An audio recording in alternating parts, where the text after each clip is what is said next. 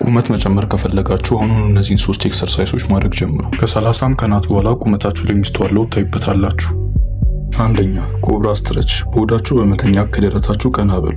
ይህንንም ደግሞ ከ30 እስከ 40 ሰከንድ ለ4 ድግግሞሽ አድርጉት። ሁለተኛ፣ ታዳሳና ወይም ደግሞ ፓልም ትሪ ፖዝ።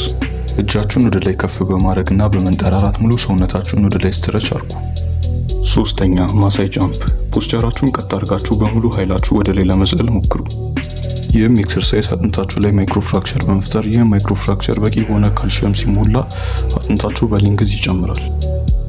አሁን ይህን ስል በደንብ ስማኝ። እድሜ ከ21 ዓመት በላይ ከሆነ ቁመትን ናቹራሊ መጨመር አትችልም።